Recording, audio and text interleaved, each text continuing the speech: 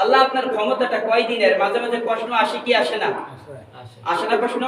কি রে, আল্লাহর এত ক্ষমতা, আল্লাহর কেউ জন্ম দেয় নাই, আল্লাহর সমকক্ষ কেউ নাই, তাহলে আল্লাহর রাজত্বটা কয়দিন থাকবে? আমাদের দুনিয়ার ভিতর কিছু রাজত্ব আছে, এগুলো 5 বছর 10 বছরের বেশি থাকে না।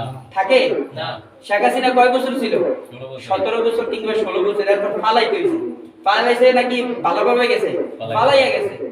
এর আগে বিএনপি ছিল, এরা কি থাকতে পারছে? না। এখন তত্ত্বাবধায়ক সরকার আছে, উনিও কি থাকতে পারবে?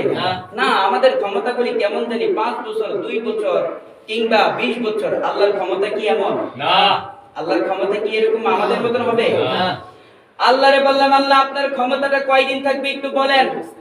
সে আল্লাহ বলেন, হুয়াল আউয়ালু ওয়াল আখিরু ওয়াল যাহিরু ওয়াল বাতিন ওয়া হুয়া বিকুল্লি শাইইন আলিম। প্রথমে আল্লাহ আল্লাহ, শেষে আল্লাহ আল্লাহ। বলেন, প্রথমে আল্লাহ আল্লাহ, শেষে আল্লাহ আল্লাহ। নিখিল জাহান গাই গুণগান হামদে বারি তাআলা, হামদে বারি তাআলা। সুবহানাল্লাহ বলেন। আল্লাহ জানিয়ে দিচ্ছেন, আমি প্রথম, আমি শেষ, আমি প্রকাশ্য, আমি গোপন, আমি ওই যে সূচনাহীন শুরু থেকে ক্ষমতার চেয়ারে বসেছি, আমি সীমাহীন শেষ পর্যন্ত ক্ষমতার চেয়ারে থাকবো, ঠিক কি না? ঠিক। আল্লাহ বলে দিচ্ছেন, আমি সূচনাহীন শুরু থেকে, বুঝেন, সূচনাহীন শুরু মানে একদম শুরু থেকে, সীমাহীন শেষ।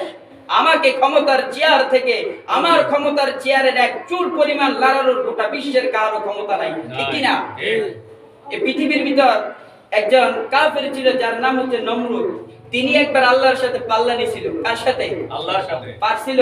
সংক্ষেপে বলে দিই, সে আকাশের ভিতর তীর মারছিল। কি মারছে? কাকে মারার জন্য? আল্লাহকে। সে ব্যাককর, সে জানে না আল্লাহর ক্ষমতা সম্পর্কে। সে বিশাল বড় একটি মিনার বানাইয়া ওই মিনারের উপর দাঁড়িয়ে আকাশের ভিতর তীর মারছে আল্লাহকে মারার জন্য। ইব্রাহিম রে বলে, ইব্রাহিম আজকে তোর আল্লাহরে খতম করে দিমু।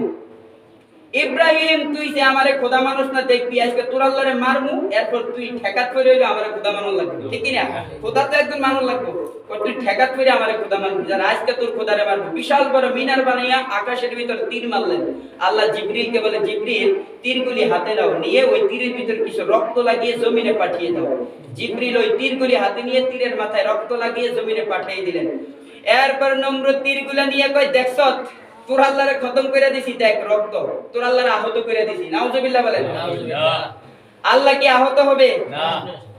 নমরুদের ধারণা ভুল, নমরুদ আল্লাহর সম্পর্কে জানে নাই। আল্লাহ বলে, নমরুদ আমি তোর সাথে যুদ্ধ করব না। আল্লাহর একটা কিন্তু ব্যাপার স্যাপার আছে, আল্লাহ যে বড় ক্ষমতাবান, আল্লাহ কি নমরুদের সাথে যদি যুদ্ধ লাগে আল্লাহর মান সম্মানে কিন্তু ব্যাঘাত আসবে। কারণ আল্লাহ তো কোন বললে ফায়াকুন হয়ে যায়। আল্লাহ কি নমরুদের সাথে যুদ্ধ করা লাগবে? না। আল্লাহ বলে, নমরুদ আমি তোর সাথে ফাইট করব না, লড়াই করব না, তোরে আমি ল্যাংড়া মশা দিয়ে মারবো।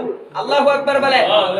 আল্লাহ ল্যাংড়া মশা পাঠালেন, ল্যাংড়া মশা নমরুদের মাথায় গিয়ে ঢুকছে। কোথায়? নমরুদ কয়, মাথা ব্যথা, আমার মাথা বালাই বাইরে। নমরুদের যারা দাসীরা ছিল তারা জুতা দিয়ে বাইরে, কি দিয়া? নমরুদ বলে, এই জুতা দিয়ে বাইরেলে কাজ হয় না, আমারে শক্ত জুতা দিয়ে বাইরা। এরপর দাসীরা কি করলেন? কাঠের জুতা দিয়ে বাইরেতে লাগলেন। বাইরেতে বেরিতে এক পর্যায়ে এক দাসী বলে, তুই আমার উপর অনেক জুলুম নির্যাতন করছো, দাঁড়া আজকে তোর প্রতিশোধ দিব। এমন জোরে কাঠের জুতা দিয়ে বাড়ি দিলেন নমরুদের মাথা দুই বাপ। আল্লাহু আকবার বলেন। তার মানে দুনিয়ার ভিতরে যারাই ক্ষমতা দেখিয়েছে তাদেরকে ধ্বংস করেছে কে? আল্লাহ। এখনো যারা ক্ষমতা দেখায় তাদেরকে ধ্বংস করবে কে? আল্লাহ। ক্ষমতায় কি চিরস্থায়ী না ক্ষণস্থায়ী? ক্ষমতা একজনের, চিৎকার মেরে বলুন তিনি কে? আল্লাহর ক্ষমতার কাছে গোটা বিশ্বের সব ক্ষমতা তুচ্ছ।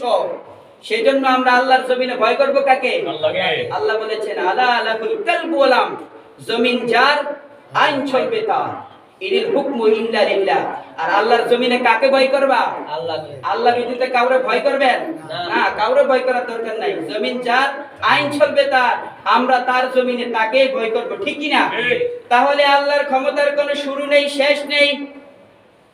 তিনি সূচনাহীন শুরু থেকে আছেন, সীমাহীন শেষ পর্যন্ত থাকবেন। এরপরে সে আল্লাহ বলেন, আল্লাহু লা ইলাহা ইল্লা হুয়াল হাইয়ুল কাইয়্যুম লা তাখুযুহু সিনাতুন ওয়া লা নাউম লাহু মা ফিস সামাওয়াতি ওয়া মা ফিল আরদ। সুবহানাল্লাহ বলেন। সুবহানাল্লাহ।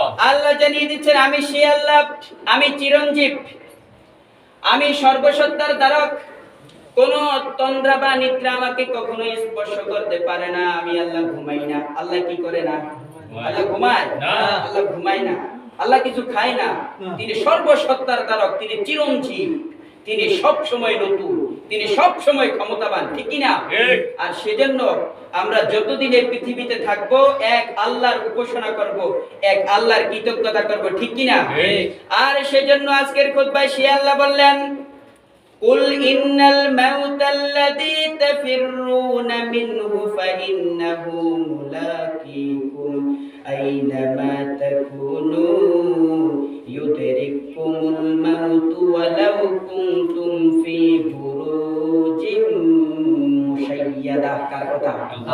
আল্লাহ জানিয়ে দিচ্ছেন তোমরা যে মৃত্যুকে ভয় পাও না, মৃত্যু থেকে পালাও। মৃত্যু থেকে তোমরা পালাতে পারবে না, মৃত্যু তোমাদেরকে থাবা মারবে, ঠিক কি না? ঠিক। তোমরা যদি মহাকাল্লার ভিতরে গিয়ে পালাও, তোমরা পৃথিবীর যেখানে পালাও না কেন, মৃত্যু তোমাদেরকে ধরবে কি ধরবে না? আকাশে যেয়ে পালান যাবে? আকাশকে বানাইছে কে? আল্লাহ। সাগরে পালাইতে পারবে না, কারণ সাগরও কার নির্দেশে চলে? আল্লাহ। পাহাড়ও পালাতে পারবে না, কারণ পাহাড় বানাইছে কে? আল্লাহ। ওই পালাবি, সবই তো আল্লাহর নির্দেশন। এক কথায় পালানোর কোনো রাস্তা নাই। পৃথিবীর ভিতর যতদিন থাকি একজন সত্তার উপাসনা করব, একজন সত্তার আল কোরআন দিয়ে জীবন চালাবো। চিৎকার মেরে বলুন তিনি কে? আল্লাহ। আল্লাহ যেন আমাদের সকলকে তৌফিক দান করে।